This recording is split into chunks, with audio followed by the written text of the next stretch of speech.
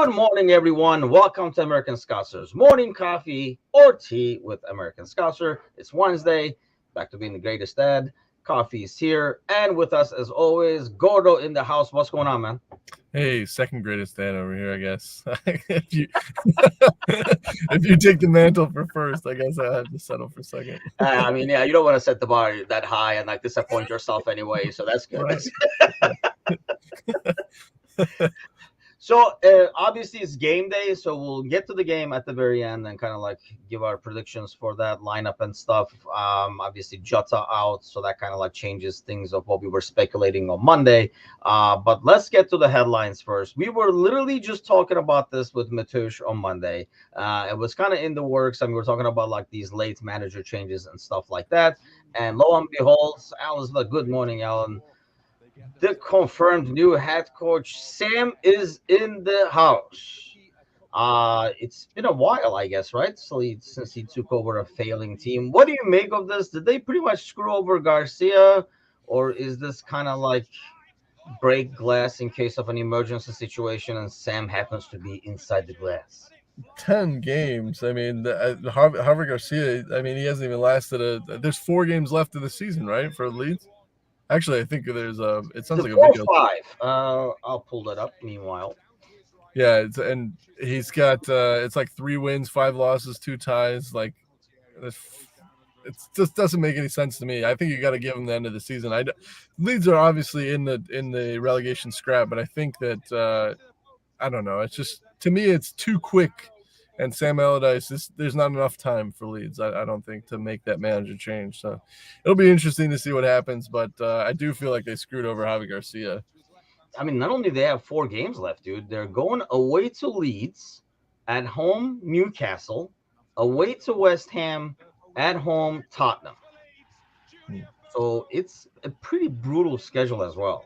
Yeah, it does. It sounds like there's a video playing on that website too. I'm getting some feedback on there. Oh, really? Okay, hold on. Let's kick out Sam over there then.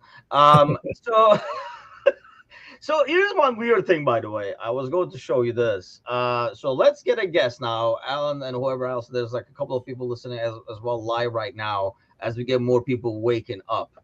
So we always make fun of Sam coming in, Sam coming in. I was actually shocked to see this, but how many teams do you think Sam has managed in his career? Oh man, it's got to be at least 12, at least. It's more. See, I thought it was going to be really high, like because Mm, he has so many of these stints. Like this will count in there. It's 4 weeks. Like he's literally there, like not even a month, and it's yeah. going to be in that resume as a team managed that year.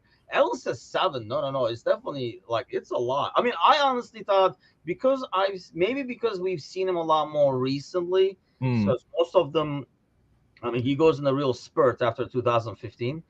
So maybe that's why. And he was in Bolton for a long time. He was there 8 years, which is record for him.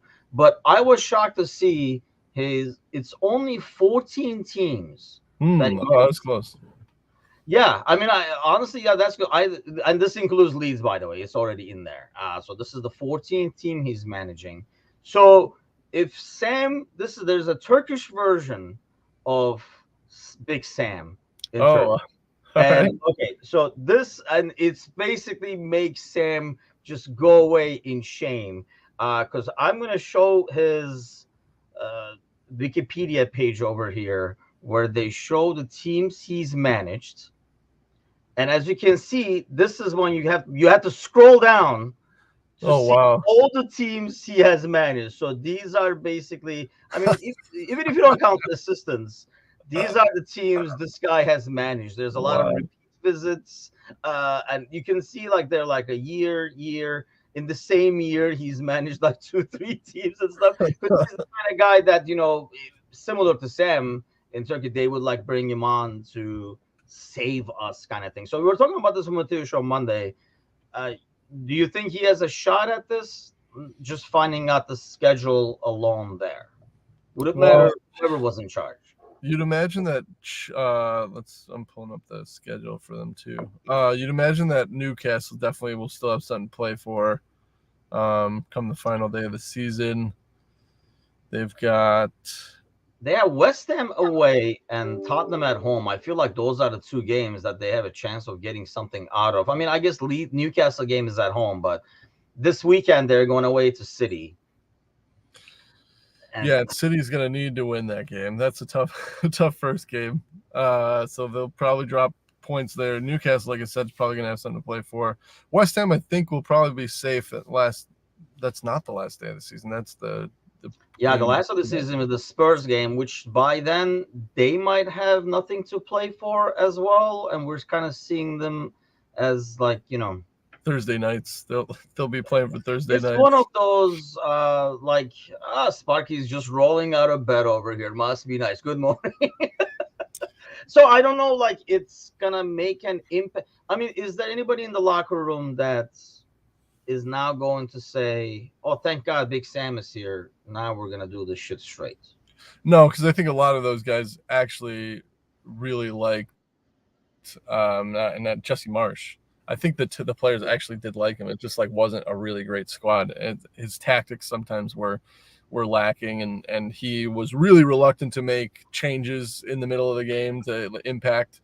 And I think that's really what was his downfall. But I think that the players really did like him because Javi Garcia. I mean, there was a difference at Leeds. Like it didn't seem like anybody was out. They were just going out there. He was writing 11 names on the board and going, all right, let's see what happens and get out there. So at least Jesse Marsh had a game plan in the beginning. Whether or not he wanted to change that during the game is another thing. But yeah, it was almost like that slight cockiness where this is what we practice, this is what we do. I mean, I guess you see this in like Klopp and Pep and stuff too, right? Like regardless of what happens, we play the way we do. But if you're not winning, yeah, does not work as well.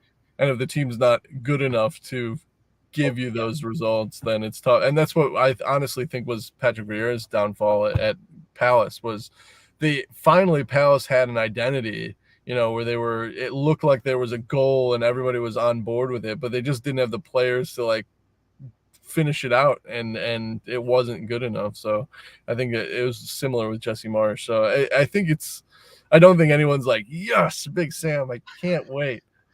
But there must be something about him because clubs love, he's got a resume and he's the guy you bring in when you need somebody to save you. And so there has to be something in there.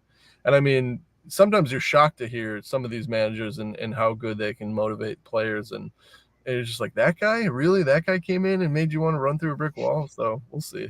I mean, I feel like, he has to get realistically, what you say, 4 points to make them survive.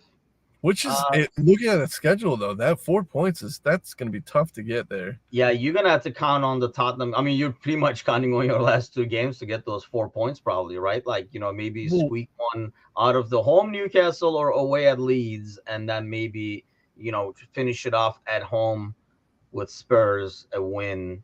I mean, it's always a tough place to play, and you hope that Sam brings a bit more of a defensive shape and stuff like that. I mean, it's just that's the Leeds. When Jesse Marsh was there, it just felt like it was just full chaos at all times, and that's how they played. So it could be really good or it could be really freaking bad, and they never changed that. Garcia tried to change it, but I don't know if they have the players to be able to change it now because Jesse Marsh wanted to play a certain way. They brought the guys in that would fit that.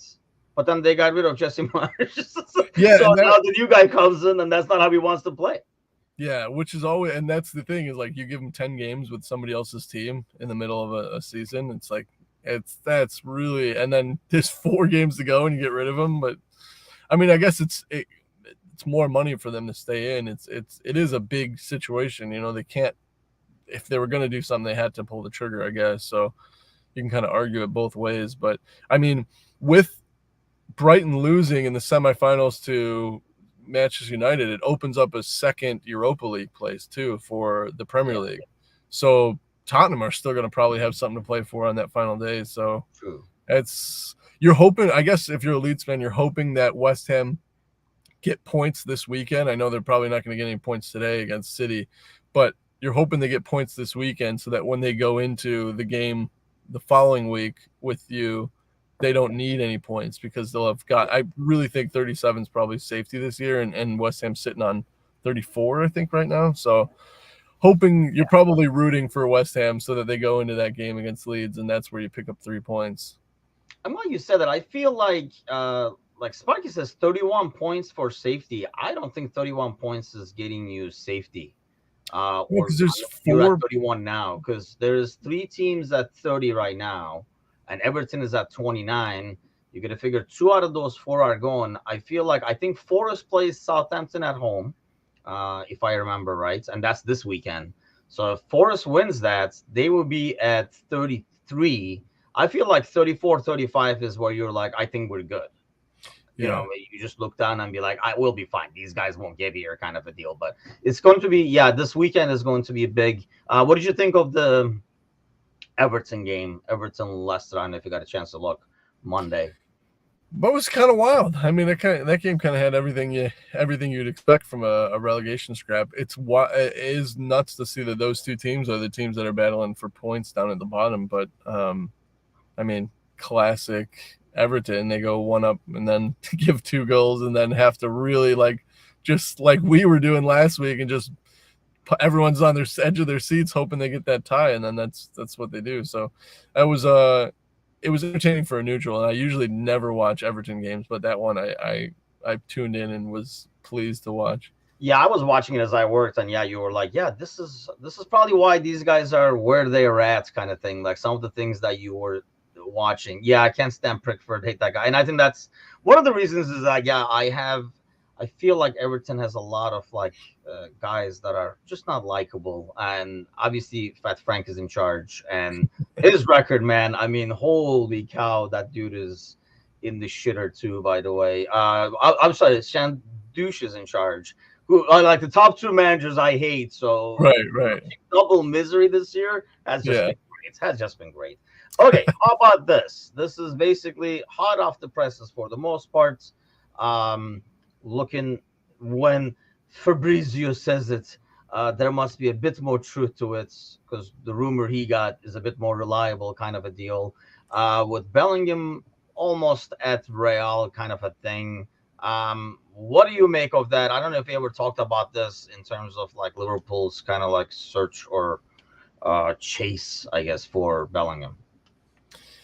Well, I think, like you said, when he says it, there's a lot more weight behind it, and it usually comes true. There's a reason that he's the guy that everyone looks for, and anyone who follows or enjoys the transfer market follows him on Twitter because when he says something, it usually happens. So it's unfortunate. It's kind of odd because Real Madrid were what was it? It had to have been early March. We're like, no, we don't want that. We're not going to spend that much money for him. We don't need an unfinished product that's over, at that point it was like 120 million they were asking, that they weren't interested. So it's kind of weird that they jumped back in. So I'm interested to see if it does happen, like what was the switch, or if Real Madrid just did that to see, how serious are these other teams? Are we going to go into a bidding war? So let's pull out and let's see what City and Liverpool and I think United at one point were also linked with them. Let's see what these other clubs offer and see if it's worth fighting for. And then when all the other clubs are like, yeah, I don't know anymore, then Real Madrid swoops in to finish the deal. So it's upsetting. However, everyone's quick to point that FSG is probably it's too expensive and they didn't want him. Honestly, it's probably our shit on the field is probably what happened. It's probably Jude's like, well, I really want to play Champions League, and we just didn't perform. So you never know why they don't choose a place until that pen and meat paper. So we'll have to see this one go out. But it sounds like it's confirmed.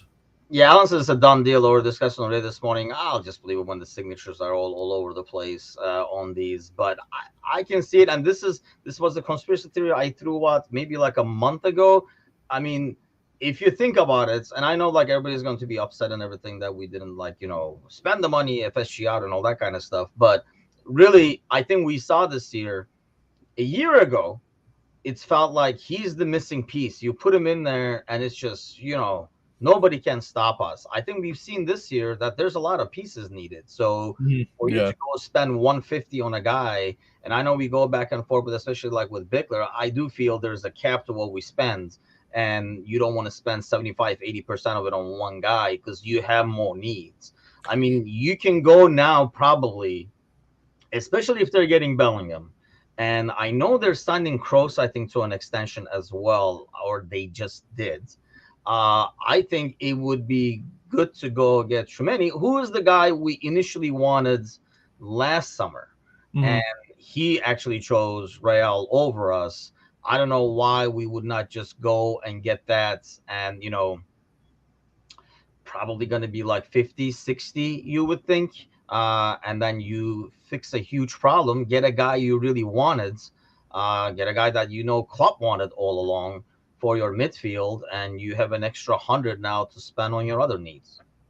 Yeah, and you're probably doing Real Madrid a favor, so you can probably con them into like taking some of his wages over, and that, spread it over a couple of seasons, which is what everyone seems to be doing now. I think Chelsea had like multiple contracts this year that were like over 6 years. They were actually paying them off. So you can do something like that and really spread the wealth. And I'm in total agreement because you sign that player and like Jude is definitely a talented player, but I don't think he's a finished product. You spend that money on somebody and he doesn't work out because the Premier League is so difficult. Then what you've done is you've dropped a ton of money on one player who's not working out, and then you only had room for, you still need places, so you buy two players on a cheap who's, they're not the finished product either, and they might be older in the years and they're not the top guys. So I'm personally, as long as they're like FSG told Klopp, like, all right, we're going to spend, 220 this year, this summer or whatever, and we can spend it on whoever. And if, as long as they continue to spend whatever they were planning on spending,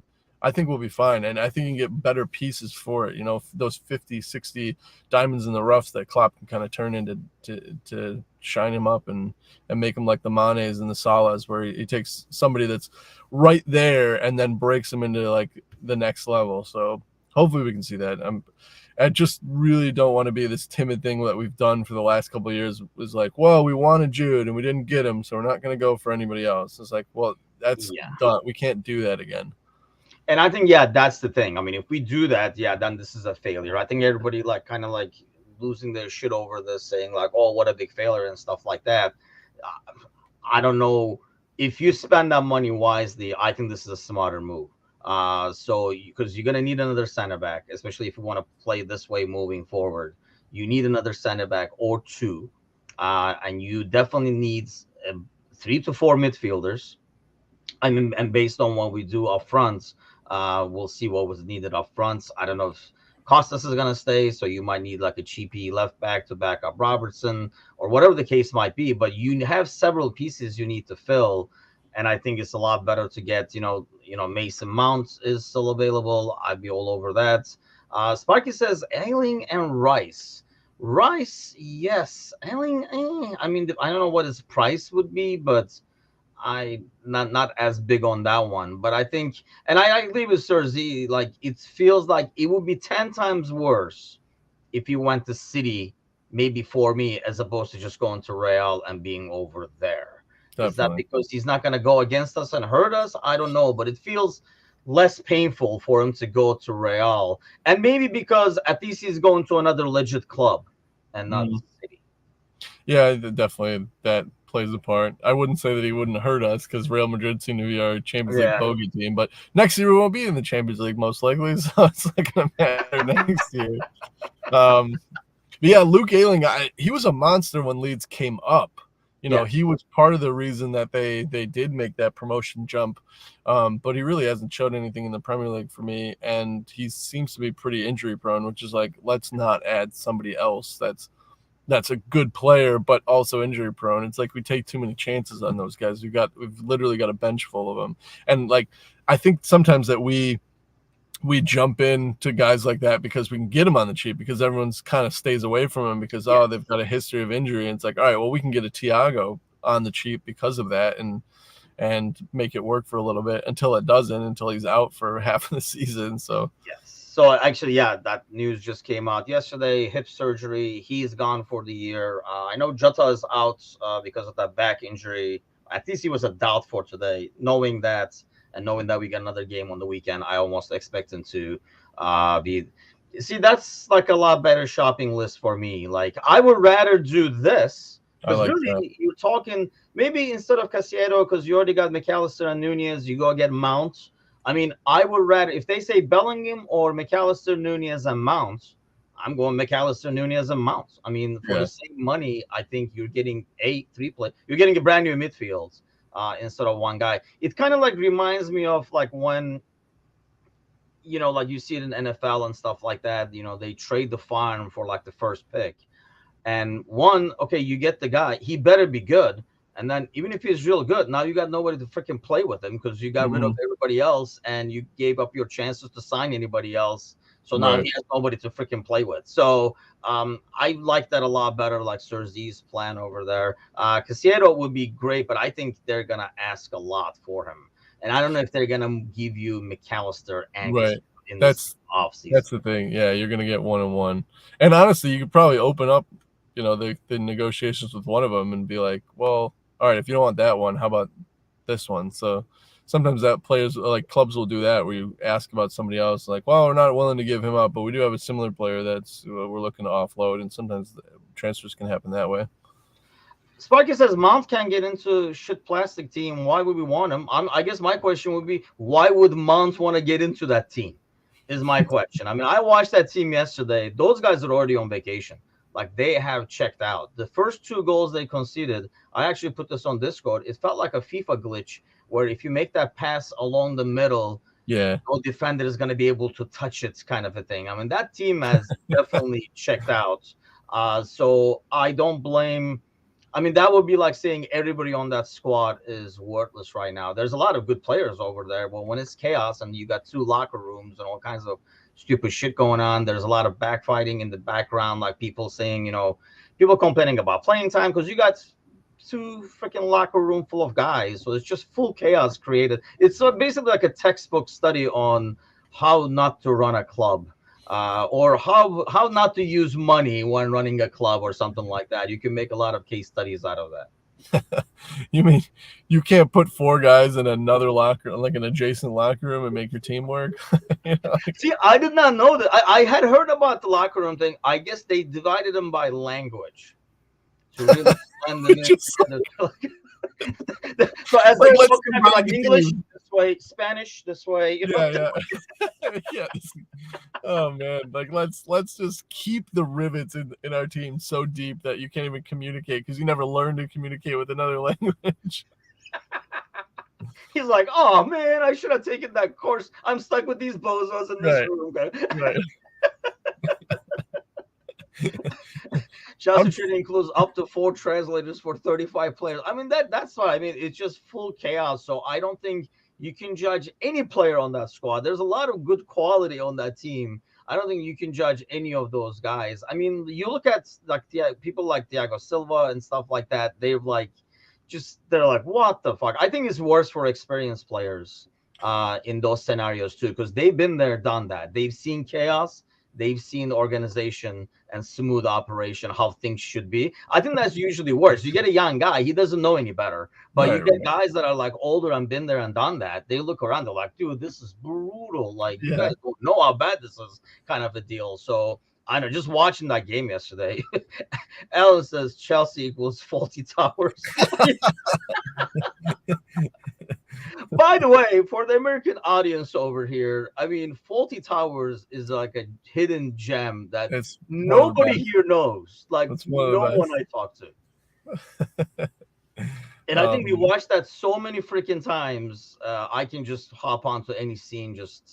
I know all the lines. I can just Yeah. hop anywhere and just play anybody's role because I know exactly what's going to be. Now you maybe want to go watch it again. Okay. So Fulham. What do you expect to see today in terms of lineup? Because you got to figure there's going to be a bit more of a rotation going again, a midweek game. What do you expect to see? Well, you got to go Diaz again. He was a live wire at the weekend. That was really good to see. And honestly, when Skip came in and slammed on his foot, I'm like, oh, here we go. He's out again. I was actually surprised he got up and kept running. It looked like a bad, like it It was did one look of bad. those where, he's pushing all of his weight off his leg and it stays planted, which is usually where you get those ankle injuries. So you got to go with him. Is Firmino back? I don't know if Firmino's back. I I think don't think so. you'd I have would to. not expect him to be in the 11 if he was, because he has not. Usually, like Klopp doesn't insert you into the 11 unless you give him 20 minutes the last game or something like that. But Yeah.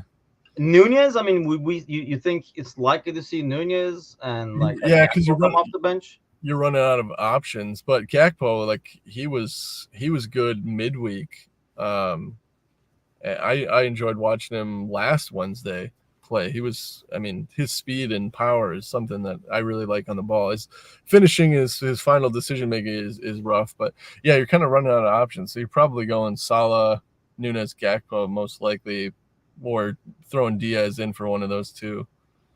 Yeah, I I rather not. I just don't know how we approach it. Like, do we not risk anything and like rest Gakpo? Um, so which you can't add your that. You know what? For midfield, man, she would be golden. That's the missing piece right there. That is the missing piece. She can play defensive mid. She creates out of the back. Yeah, I mean it's just like she's a number 10 who plays defensive mid. So sign her up right now. We're in good shape. But hold on, Sparky says 2-0. Whereas Sparky was at 2-2. I convinced him to go up to 3-2 on Monday. He's starting off with the 2-0 win prediction today. In midfield, what do you like? You think Jones gets yet another start, or do we get Yeah, rotation? yeah, his finish for that first goal. I mean, Yeah. that is not an easy finish. It's a great cross. It's the cross that you want as a striker, but he's not a striker and he hasn't had a great season. For him to finish from that angle, I mean, that's going to give you a huge confidence boost. He's not a bad player. He just has not. He really hasn't had a great season, and sometimes he gets totally lost in midfield and caught out, which causes his problems. So, I think you're going to have to go with him. I think he's kind of earned it from that last performance. Um, Man, as much as I love Henderson, I love what he brings to the field. He comes in and everything just kind of falls apart this season. His passes are off, but I mean, he came in and made that cameo, so you'd probably assume that Klopp's probably going to put him in. Yeah. Um, and then Fabinho's out too, isn't he? No, Fabinho's still in. Did he get a yellow? No, he didn't get a yellow, did he? Oh, okay, all right. I thought I I heard just don't know, something. like, because it's a midweek game and, we play again the weekend. I don't know if, Fab would be rested and Henderson would be playing defensive mid there. We are running out of, I mean, because Henderson, Elliott, and Jones is a scary midfield defensively, I think, more than anything else. Yeah, and Elliott's been totally given like the cold bench. Like he's just kind of been totally absent from a lot of games. A lot of from what he was at the beginning of the season to now, like his utilization is way down. So, I mean, this might be the game to bring him in. It's a Wednesday midweek. Let him start. This is his proving point. Fulham's not really got a lot to play for. They're probably safe. They drifted down the table. When Mitrovic got his 8-game ban, they really have not been as bitey as they have been for the first half of the season. So I think this might be the game to give those guys that are kind of on the fringe a chance to prove himself. So Elliott would probably be a good option here. Yeah, and I know, like they lost Pereira, they lost Tim Ream on top of that. So they do have but anytime we get somebody like this, it always backfires when we say like, oh, he's out, because the guy who comes in suddenly becomes like a world star and stuff like that. Right, I was gonna say it's like Arlo White is like, this guy hasn't started a game since October of 2021, and what a great story. He's ripped the hearts of Liverpool out. This is like what? Sparky says Henderson. I really feel like Henderson should be the guy that comes in 60, 70 and gives you his energy and that running and kind of like a discipline to close out games next year moving forward. Almost like what we do with Milner. 100%. What should Henderson be? I think, the leadership and stuff like that, there's a lot of intangibles there. And honestly, if Hendo was on the field, and I keep saying this, if Hendo or Milner was on the field this weekend, at least maybe coming in at halftime, we would not collapse like we did against Tottenham. Because there are times where after he came in, you can kind of see that his energy and his pressing brings everybody else to press. He does not let people kind of almost like, take a play off, as they say over here, because he wants, because he gives it all. You could argue like his skill or how good he is and stuff like that, but he gives it all and he does not let anybody else just give 70 or 80. You got to go all in, and I think that's why we needed that game. We did not get. It would be good person to have in your locker room, similar to Milner moving forward if Milner moves on, and I think we can use him. And here's another thing: like you can't replace you can't get rid of like 6 midfielders in one off season and expect some kind of a cohesion in midfield. Doesn't matter how Yeah. good the players are. So you need some people who will be there. Yes, Alan says, but he see, that's my point though. He came in too late in the Tottenham game. We were already reeling back when he came in. If he came in earlier, I think we would have been in better shape. Or Milner came in at halftime. Don't get me started on our lack of substitutions and how Klopp just watched this team sleep the entire Tottenham game.